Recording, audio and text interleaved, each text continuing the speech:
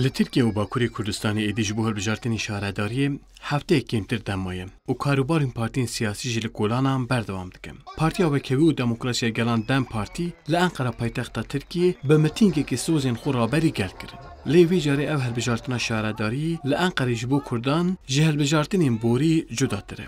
Ji ber ku roja Komara Tirkiye hatiye awakirin heya niha, yekem carek ku Kurd bi pêşengiya Dem Partî ji bo şaredariya bajarê mezin ya Enqerê û 25 navçeyên wê namzet nîşan dane. Namzedên Dem Partî li Enqerê bi îddia ne ku dêbengeheke qahîm ji bo hilbijartinên bê awa bikin.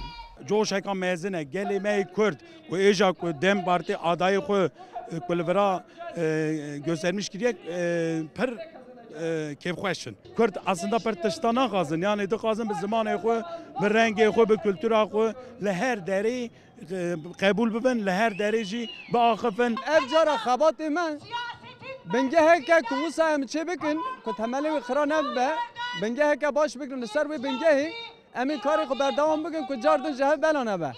Yani van merfa samimiyeta dilê me ku em di vî karî da em dibêjin belkî aşîtî çê bibe, biratî çê bibe, em lê din hêrin ew weka me nafikirin.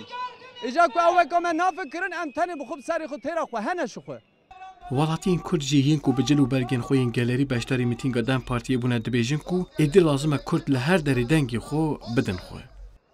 Êdî Kurd berê xwe bine xwedan, milletê xwe ra, zimanê xwe ra, dîroka xwe ra, nasnama xwe ra, milletê xwe ra, axa xwe ra, welatê xwe ra xwe bigirin, hevdû bigirin, haş xwe hebin, hişyar bin.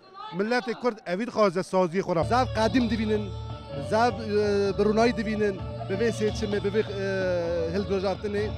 İnşallah em ê vê carê tiştekî baş daxin, nava bajarê Enqerê da, başkendê Tirkiyeyê da. İnşallah tiştekî baş çêbe ve her cihan, herkes, her dünya, Avrupa'yı bizan be ve Kurd nava başkendê Tirkiyeyê da hene. Namzedên Dem Partiyê û dengderên Kurd amaje pê dikin ku ew ê di Sûriyekê adarê de bengeheke qahîm li Enqerê awa bikin û hilbijartinên bê de serkeftinên mezin bi dest bixin. Wira lê rîşmiş. Kurdistan 24 Enqere.